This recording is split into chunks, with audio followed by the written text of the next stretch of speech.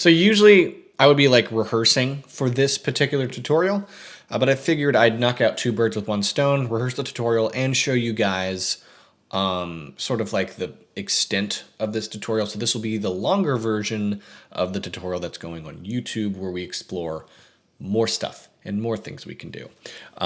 So let's just run into it. We have our plane. We're going to call it Geo. And I want it titled because I'll be light linking later, and I want to be able to easily remember where it's at.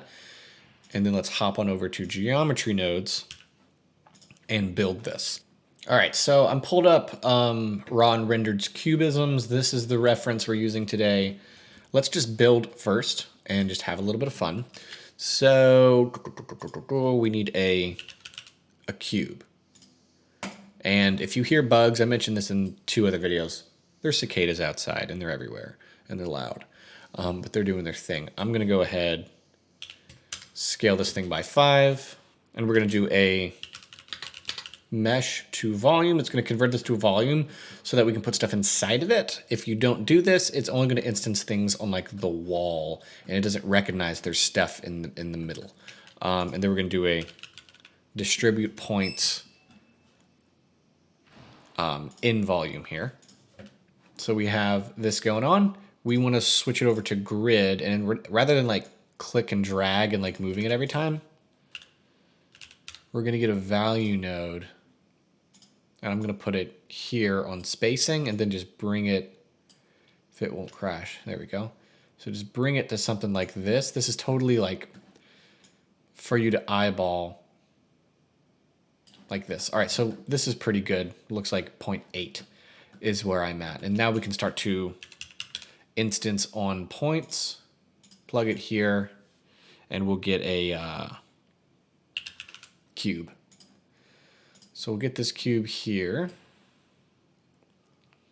And one important thing to know, we're plugging every single one of our new objects into this instance on point. So we never want to touch the scale here, even though we can fix the cubes in this spot. We actually want to fix these individual cubes, and that's going to be clicking and dragging here and fixing the scale at this level, not this level. And then what I want to do is get another cube right here. And I want to also plug it in, but there's no like, join geometry or mix or whatever. So we need to get a geometry to instance, which, oops. We're going to get a geometry to instance, which acts kind of like a join geometry for the input that goes into the instances. And then very important, you need to click on pick instance to tell it between the two. So you can see like some are scaled, some are not, which is great. And then what we can do is I'm going to convert this to a mesh to points. The reason why is I want to get to the point where it looks like some of these boxes are subdivided and some are not. So I need something to put these new cubes on, and that's why I created a new set of cubes. We're going to get a mesh to points node, and that's going to convert them to now have spots where I can put new cubes on here. And so the more you subdivide, the more cubes you can add. And that's what this entire concept lies on, which is this concept here. So this is really great. And then I can go ahead and throw an instance on points there. So let's kind of space these out so they're a little bit more easy to read. And we're going to get a instance on points node and get another cube. And he's our instance. And we'll plug him here. And then what we'll do is we'll kind of scale these guys down, and you have to massage it to make it work. So see, it's like, hey, I don't like that spacing. Well, you then have to bring this in. Let's see, you got to bring this out and then bring this in. And then it's just like this weird massaging you have to do. And there we go. I like that. So that you kind of have to work between this one and this one, bring them back and forth to get it to fit right. I haven't found like a really great process yet to really get that to work. But that's the deal so far. So now we have this. Let's do it one more time. So we'll just duplicate these and plug it right into the geometry to instance. And then these guys will do right here on this cube. This is the original cube that's creating the new points. That's creating this subdivided look. And so we'll go from 2 to 3 and then do that same dance of bring this one down, bring this one up, bring this one down. Actually, it might be the opposite. Bring this one down, bring this one up. There we go. Perfect. Now we have a lot of subdivision. What I want to do is get another cube. I want more of these big solid cubes. And then here's what you can do. The random value node is quite useful in this entire situation here. And so what we want to do is have a little bit more control of the randomization, because if you do this, take off pick instance, like if I click pick instance, it's going to randomly distribute these boxes, but it does it once and it only makes that decision one time. I want to be able to, I want a random seed essentially. So if you get a random value node, switch that over to integer. I don't specifically know why we're always picking integer when we're playing with the instance index, but we are, the tell sign here is the green goes to green. Past that, that's beyond my technical knowledge. But integer gives you a similar situation to float. I'm sure there's a very good reason why. So plug that there, and then now you have a seed value, and you can bring this one like this and bring this like that, and you have a seed value of randomizing everything. So we now have that. What I want to do is delete some of these to give kind of this jagged look that we have here, where there's clearly some spaces missing. How do we do that? The way we do it is with a separate geometry node. Make sure we have it on points. We want to be deleting points.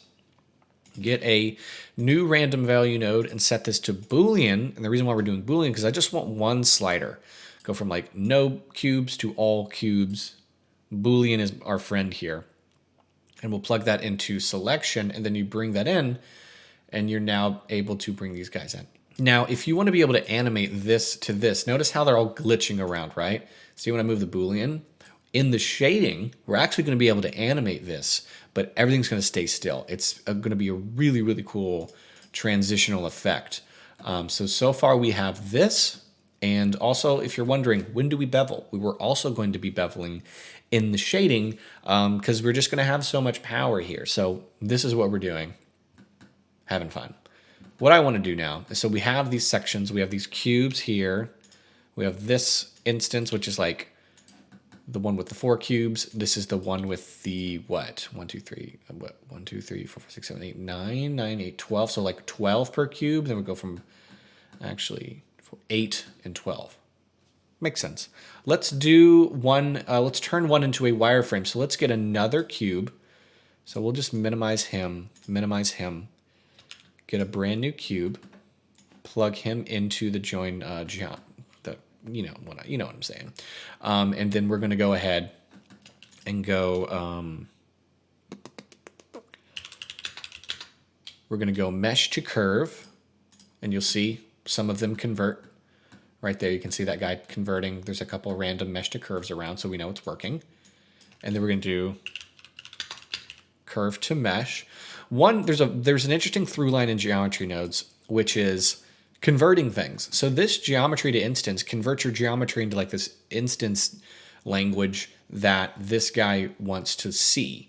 So you have a conversion there. Right here, we're forcing a conversion by going mesh to curve and then curve back to mesh. So we're converting it, telling it turn into like this wireframe look, and then go back to a mesh so we can add in a curve circle. So thinking about like if I need a particular thing to do a particular thing and it's not doing it, does it need to be converted? That's a fun kind of mind game to play when playing the geometry nodes game. Let's plug this in and then bring that radius down to probably 0.01. Perfect. Now, let's go and take this guy, which has the 12 cube subdivided guy. And let's go ahead and hit Shift D again, plug it up there, and we can actually bring this node down just so it looks nice. And then we'll do the same thing. Mesh to curve. Look how cool that is. Curve to mesh, and a curve circle. I'm gonna make this one 0.005 from my memory. Yeah, that looks really good. Actually, honestly, 0.003, so it's less insane and distracting. We have this. And you can just go, you can go crazy with this and do more and more and more. We now have something really nice. And if you want to have some fun with maybe some of these guys, what you can do is right here where it says mesh to points, get in that separate geometry node, and then we can get a same thing, random value, go to Boolean. If you plug it into here, you can actually bring in and bring out some of these cubes to create chaos. The reason I don't like it, but I'm still going to do it, is it duplicates that pattern. Rather than randomly deleting all of them in a different, interesting way, which I'm sure there's a way to do it, I don't know. If you'll notice, this way we can see the pattern here. Yeah, so see how there's a gap here? That same gap is present here. And that same gap is, see, is there another place we can make it? Yeah, that same gap is present here. So it's just duplicating that randomness.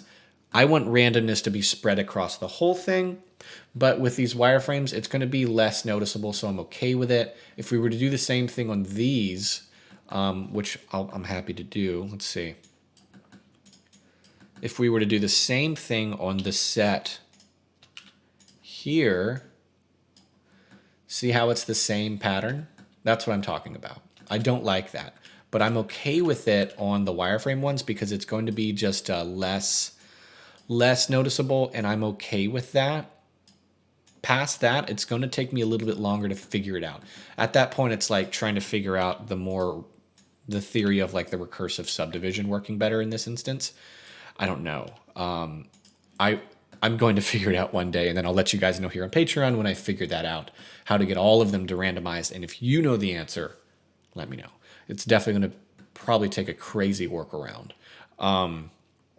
But, you know, these little conversations like this is why I like to do these longer versions on Patreon and actually get you guys to understand what I'm thinking. The problem is when it comes to YouTube, people click away in the middle of these conversations. But I like to have the super nerdy conversations here on Patreon because I think they're highly valuable. So we have this, and you can kind of go nutso and as fun as you want with them. You can even have some fun with scale. So if we take a random value node and I plug it into the scale, you can now have some fun there. So let's keep everything the same. You can have some fun with scale, and you can randomize that, which is really fun. Again, it repeats that scale pattern, but you can have tons of fun within this as well, and actually make this entire thing just look like a mountain of chaos, which is fun. And then you can also take that same idea and maybe just randomize the scale of all of these instanced chunks. So like all of these guys, they do this, right? So if you want to randomize that scale, it actually won't create a pattern. So if I go to 1, it brings it back, and so we can have some fun here. And we can now do this and create even more randomness throughout. So there's a lot of fun to be had in this situation. In fact, I'm going to leave it like this. I like the extra amount of chaos that we've created here, and trying not to get any intersection is the name of the game. So we have this. I think we can move on to I see some intersection, so I was trying to fix it. All right, so now we can kind of move on to creating materials. I like it. In fact, maybe I don't. I don't know. I'm going to leave it. I'm going to delete it. But I did want to show you guys more of the capability of what's going on here so far. Looks like we're at 16 minutes, so we can move on to materials. So the material, we need to get a set material node for each model set. And let me show you all the model sets. So we have this one. I'm going to hit Control J. We have this one. We have this one. this one, and then we have our two cubes up here. So every single one of these lines needs to have a set material node for it. Because I know this one is a wireframe, I'm going to put the metal material there. So I'm going to get one material, I'm going to call it random. And I'm going to get another material, and we're going to call it metal. So let's plug the metal material here. This one we're going to select random. Because I see mesh to curve, curve to mesh, I'm going to select metal for this one. And then everything else gets the random material. So now that everything is hooked up, we can move on to shading. So I'm going to switch over to shading. We're going to create some randomness. We're going to create beveling. We're going to do some procedural beveling, which is just a bevel node, rather than doing a bevel modifier. The reason why is as soon as we introduced these like wireframes, we can no longer bevel. The bevel modifier will break, but it won't. The bevel modifier will not break on these cylinders. So, the bevel node won't break on these cylinders, these wireframes, and that's what we like. So I'm going to switch over to the shader editor. I'm going to make cycles here and switch over to this. I'm going to hit scene world, scene light, so we have something to play with. So we're here. We're chaotic, we're random, and we love it. So for the metal material, I'm going to hit the period key to bring this over. Just make it metallic. Make it a little bit darker, like that. So now these guys have metal. Maybe bring the roughness down a little bit to make it shiny. And I'm going to go to slot 1, which is the random. And let me show you the bevel. So first, let's just make it metallic to make the beveling a little bit more obvious. Shift A. We're going to add a bevel node and put that into the normal. And you can see it works. So I'm going to do samples of 8. And in your samples, it says number of rays to trace per shader evaluation. I guess that just means quality. And so let's just give it a very, very slight bevel, just enough to make it catch light and feel high quality before it goes big and muddy and ugly. The shader node can only do so much. So we now have that, and then we can plug bump information into the normal socket here. So let's make some subsurf craziness first. So I'm going to turn off the metallic. I'm going to get a color ramp, plug it here. I'm going to go to color.adobe.com. This is where I like to get new ideas for color schemes because my brain is only so big. And yeah, so I'm going to do green, and I'm going to see if there's any like cool green patterns. See, this is pretty cool. I already know this is going to yield some cool subsurf stuff. So you just click and it'll copy the hex code. And so let's get 3 colors here. Paste that hex code. Get the slightly lighter one, which I'm going to make it even more light to make it more obvious. Like this. And maybe make this one considerably darker. I mean, we're flirting with it looking like mud. But we will... And then we'll get this neutral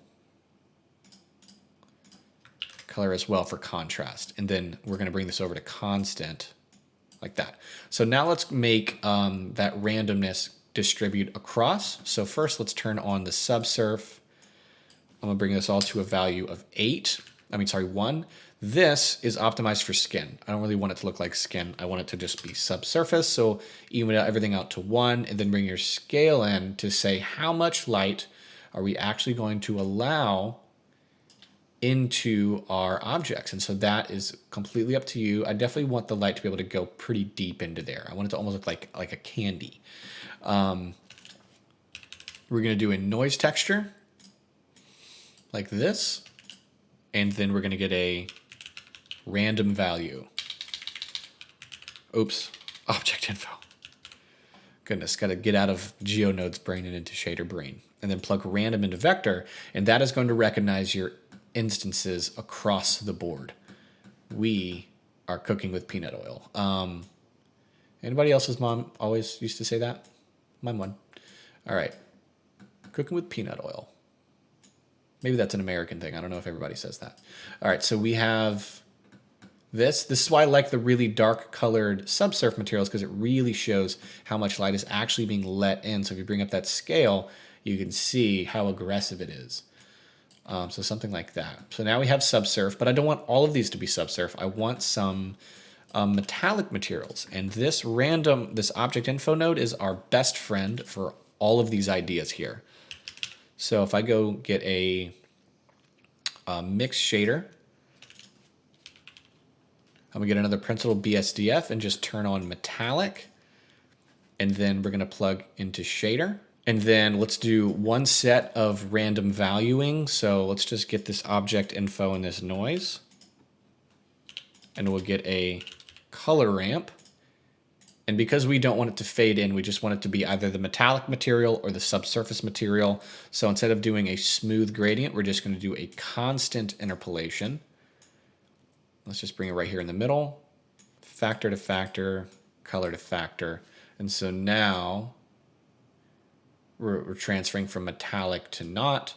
Now these aren't beveled anymore, so we need to plug the normal of the bevel into the normal of this new metallic. There we go. Sweet, looks nice.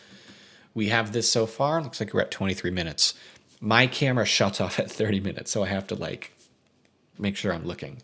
Unless you guys hate my face. Now I'm noticing that it's kind of covering up all the green ones because it's the same noise pattern here. So let's just bring up the scale and then maybe bring up the roughness.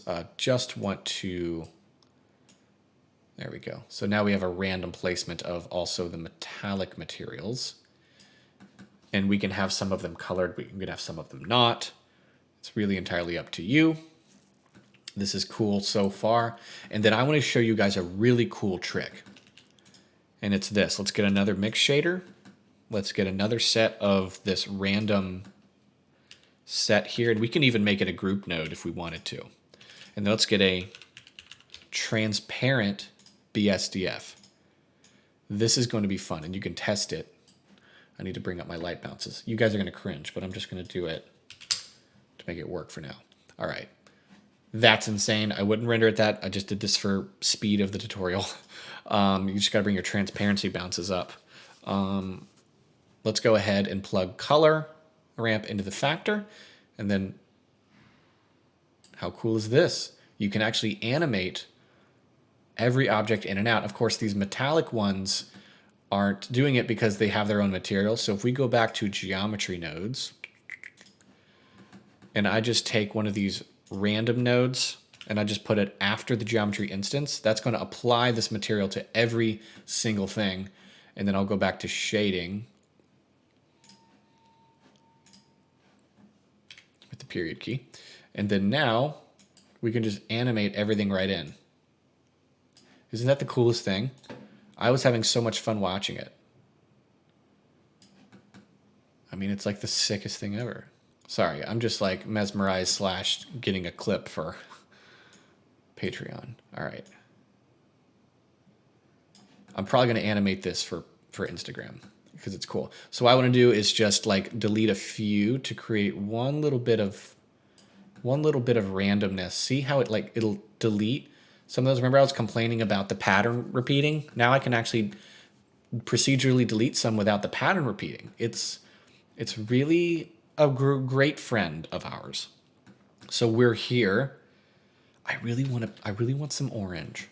I'm seeing orange. I want orange. I'm going to take this node that I just placed in, make it orange. Look at that. And we can make them really bright. It's cool. What if we made it more on the yellow side? Ah, it's even better. Almost looks like snot. Is that a good thing? I don't know if that's a good thing.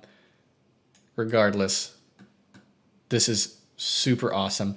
Oh, I forgot bump. We need to add bump to this because this guy has plenty of bump and roughness. So let's do that. Let's go back to the shader editor. And I'm going to hit in.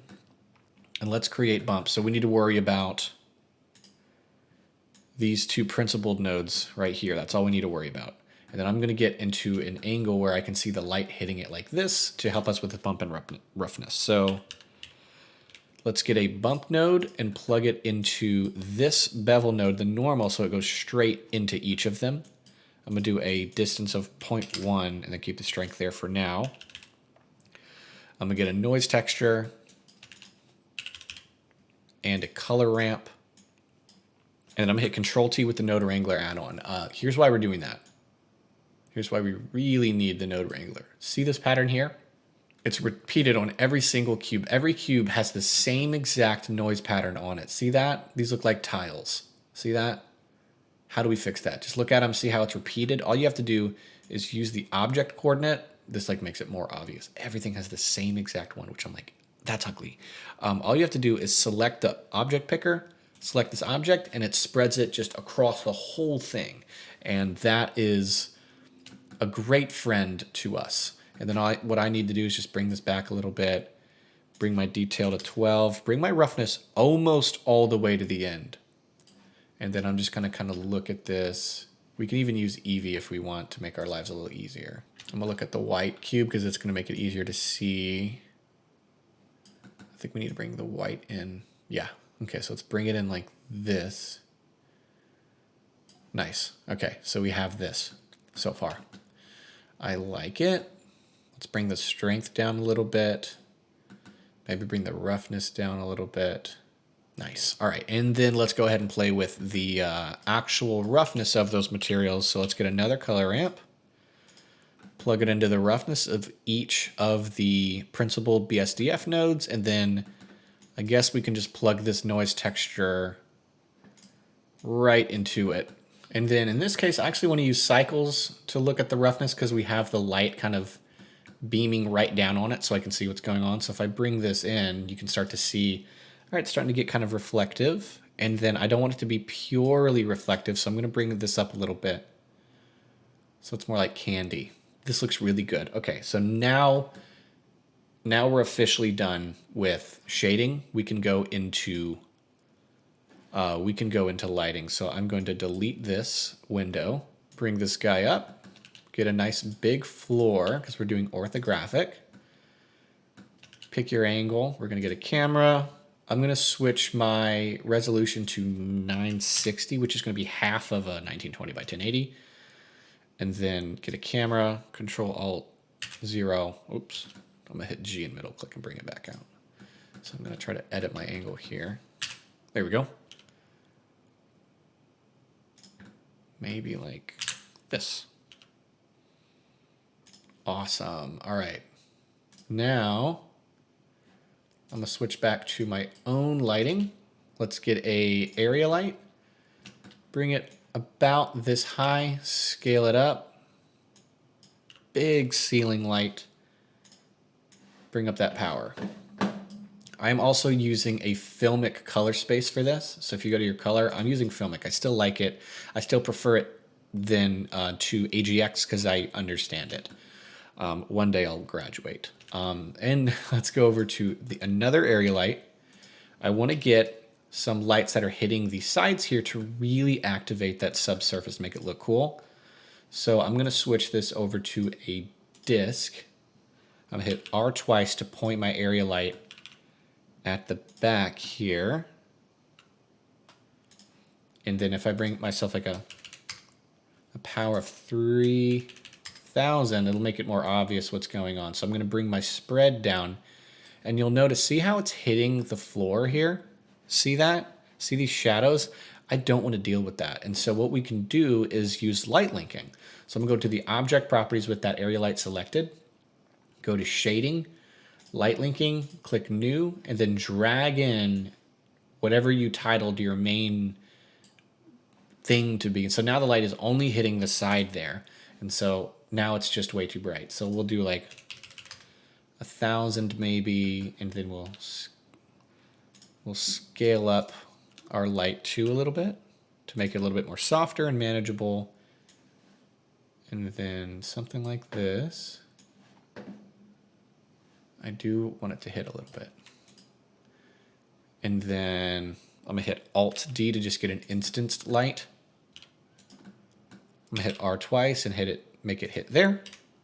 So now we have some really cool highlights here. This top area light needs to be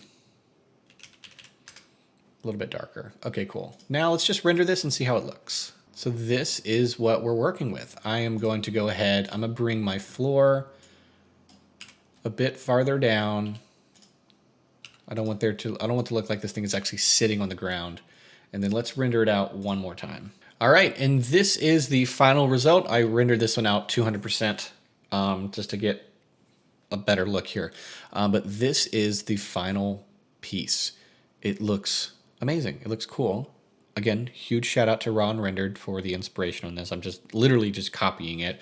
But the idea in this was to show you guys how I actually copy and learn from and look at and make things cool. And this is how I do it.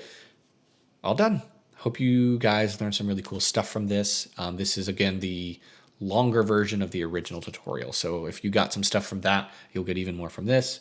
And really appreciate you guys supporting me here on Patreon. Love making these slower versions. Used to be able to do them on YouTube. They don't quite work on YouTube anymore, but I got them here for you. So that's cool.